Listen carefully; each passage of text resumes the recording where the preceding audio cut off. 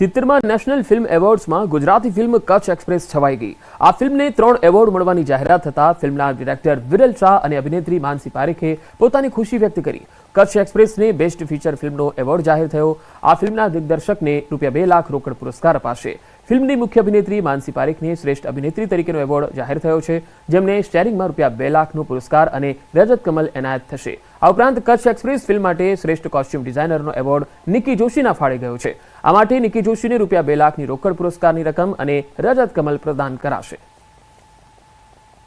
અને આ અવોર્ડ પછી બસ એક બહુ જ મોટું મોટિવેશન મળ્યું છે કે હજી આવી સારી વાર્તા અમે કહેતા રહીએ, આપણી ઇન્ડિયાની વાતો કહેતા રહીએ, ઇન્ડિયન લોકોની વાતો કહેતા રહીએ, પણ એન્ટરટેનમેન્ટ ડેફિનેટલી આપતા રહીશું। Very hard for this moment. અને મોંઘીનો જે કેરેક્ટર હતો કચ્છ એક્સપ્રેસમાં, મારી માટે બહુ અલગ કેરેક્ટર હતો, કેમ કે હું સિટીની છું અને મોંઘી કચ્છના નાના ગામની છે, તો એની બોડી લેંગ્વેજથી લઈને એની ડાયલેક્ટથી લઈને બધી જ વસ્તુ પર બહુ જ કામ કર્યું। રામ મોરીના એટલા સુંદર ડાયલોગ્સ હતા, એ બોલવામાં પણ બહુ મજા આવી। એક મહત્વપૂર્ણ ખબર આવી રહી છે। ગૃહ રાજ્યમંત્રી હર્ષ સંઘવીના પિતાનું અવસાન થયું છે। રમેશભાઈ સંઘવીનું આજે બપોરે નિધન થયું। 3 દિવસથી સુરતની ખાનગી હોસ્પિટલમાં સારવાર હેઠળ હતા અને હોસ્પિટલમાં સારવાર દરમિયાન તેમણે અંતિમ શ્વાસ લીધા। આજે સાંજે 5 વાગ્યે હર્ષ સંઘવીના નિવાસસ્થાનેથી પિતા રમેશભાઈ સંઘવીની અંતિમ યાત્રા નીકળશે। સંઘવી પરિવારના મોભીના અવસાનને પગલે મોટી સંખ્યામાં લોકો હોસ્પિટલ પહોંચ્યા હતા, જ્યાં રમેશભાઈના પાર્થિવ દેહને હોસ્પિટલથી ઘરે લઈ જવામાં આવ્યો। તો ગૃહ રાજ્યમંત્રીના નિવાસસ્થાને સુરત સીપી અનુપમસિંહ ગેહલોત, સુરત મનપા કમિશનર શાલિની અગ્રવાલ, કલેક્ટર સૌરભ પારધી અને ગ્રામ્ય એસપી હિતેશ જોઈસર, ડીસીપી વિજય ગુર્જર સહિતના અધિકારીઓ પહોંચ્યા।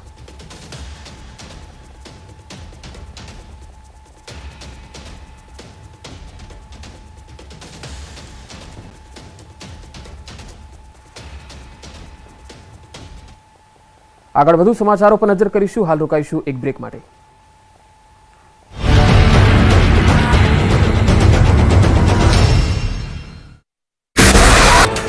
શિક્ષકોએ ગુજરાત સરકારનું ટેન્શન વધાર્યું। જૂની પેન્શન યોજના લાગુ કરવાની માંગ સાથે ગાંધીનગરમાં ધામા નાખ્યા। રાજ્યના વિવિધ જિલ્લાઓમાંથી શિક્ષકોએ ગાંધીનગરમાં કર્યો દેખાવો।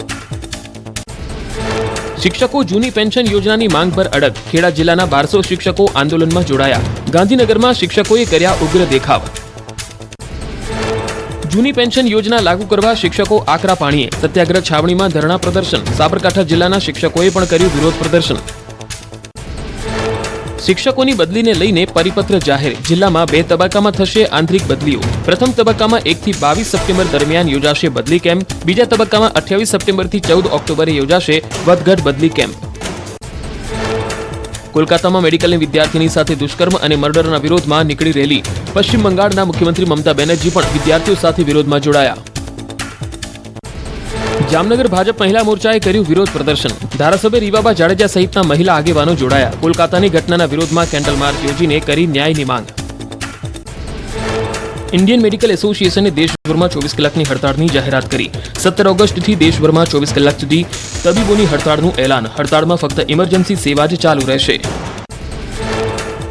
કોલકાતામાં મેડિકલની વિદ્યાર્થીની સાથે રેપ વિથ મર્ડરની ઘટનાને લઈ સુરતની નવી સિવિલ હોસ્પિટલના રેસિડેન્ટ ડોક્ટરો હડતાળ પર ઉતર્યા। ડોક્ટરો હડતાળ પર ઉતરતા દર્દીઓને પારાવાર મુશ્કેલીનો કરવો પડ્યો સામનો।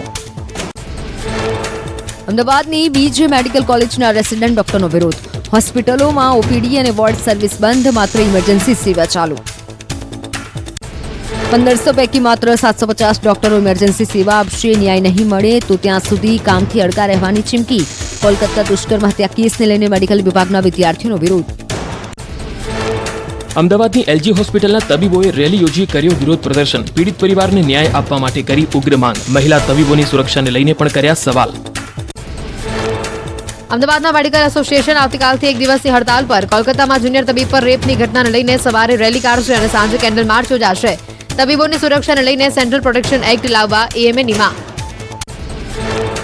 કોલકાતામાં રેસિડેન્ટ ડોક્ટરો સાથે બનેલી ઘટનાના પડઘા વલસાડમાં। વલસાડ મેડિકલ કોલેજ ખાતે રેસિડેન્ટ ડોક્ટરો ઉતર્યા હડતાળ પર। ઇમરજન્સી સેવા ચાલુ રાખવાની ડોક્ટરોએ આપી ખાતરી। પાટણની ધારપુર મેડિકલ હોસ્પિટલના ડોક્ટર્સે પ્રતિક ધરણા કરી કોલેજના ડીનને આપ્યું આવેદનપત્ર। કોલકાતાની દુષ્કર્મ પીડિત મહિલા તબીબના પરિવારને ન્યાય આપવા માંગ। પ્લે કાર્ડ સાથે સૂત્રોચ્ચાર કરી નોંધાવ્યો વિરોધ। હોસ્પિટલમાં ઇમરજન્સી સેવા સિવાયની તમામ સેવાઓ ઠપ। કોલકાતામાં જુનિયર ડોક્ટર પર થયેલ રેપ અને હત્યા મામલે રાજકોટ સિવિલના જુનિયર તબીબોનો વિરોધ. તબીબોએ અચોક્કસ મુદ્દતની હડતાળ જાહેર કરી. માત્ર ઇમરજન્સી સેવા ચાલુ રખાઈ. સિવિલના પીઆરઓએ કહ્યું હોસ્પિટલમાં પૂરતી સુવિધા. વડોદરામાં સયાજી હોસ્પિટલના તબીબો હડતાળ પર ઉતર્યા. હોસ્પિટલના સુપ્રિન્ટેન્ડન્ટે કહ્યું કે તબીબોની હડતાળથી દર્દીઓની સારવારમાં મુશ્કેલી. મેડિકલ પ્રોફેસરની રજા રદ કરી ફરજ પર મુકાયા. ભાવનગરમાં સરકારી હોસ્પિટલના ડોક્ટરો હડતાળ પર ઉતર્યા. 400 થી 500 રેસિડેન્ટ ડોક્ટરોએ કાળા કપડાં પહેર્યા.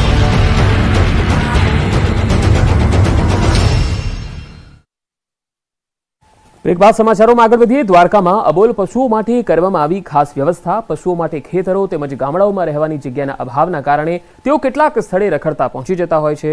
તેના કારણે અકસ્માતનો ભોગ બને છે. આવી દુર્ઘટનાઓ દ્વારકા જામનગર નેશનલ હાઈવે પર ન બને તે માટે સેવાભાવી સંસ્થાઓ દ્વારા ઉત્તમ કાર્ય કરાયું. હાઈવે અને રોડ પર બેસેલા પશુઓના ગળામાં પહેરાવવામાં આવ્યા રેડિયમ બેલ્ટ. આ દરમિયાન એક વાહનની ટક્કરથી એક ગાયને ઈજા પહોંચતા સ્થળ પર સારવાર આપી પશુ દવાખાને મોકલવાની કામગીરી હાથ ધરાઈ.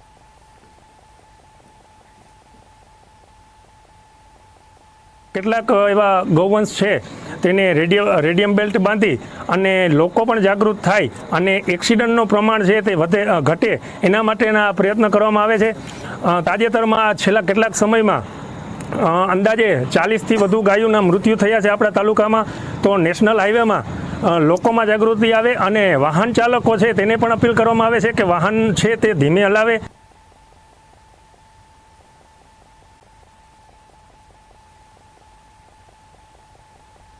પોલીસનું નામ પડે કે દંડા ફટકારથી કડક છબી ઉભરી આવે, પરંતુ અહીં પોલીસનો માનવતાવાદી અભિગમ જોવા મળ્યો.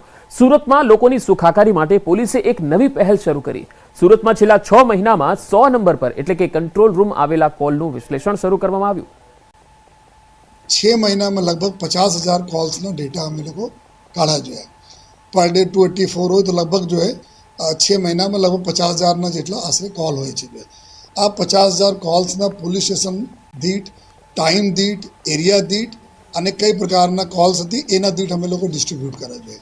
તો આમાં જો બી ટ્રાફિક વગેરે હતી કરીબ 7-8,000 કોલ્સ જો ટ્રાફિકના અને અન્ય ડિપાર્ટમેન્ટલ કોલ્સ હતી એના હટાવીને અમે લોકો 37,000 કોલ્સ એવી અમને બહાર નીકાળ્યા જે પબ્લિક તરફથી જો પબ્લિકને ઇમિડિયેટ મદદની જરૂરત રહે છે કે જ્યાં એરિયામાંથી વધુ પ્રમાણમાં તકલીફો છે એના વધુ ફોર્સ અમે આપીએ, વધુ અધિકારીઓ આપીએ, મેન પાવરના સાથે સાથે વ્હીકલો બી એના આપીએ, જેથી કે આ અમારા જો લોકોને જો તકલીફ પડે છે એના તાત્કાલિક અને ઝડપથી એના પ્રોબ્લેમના અટેન્ડ કરી શકાય અને એના ઉપર એક્શન લઈ શકાય.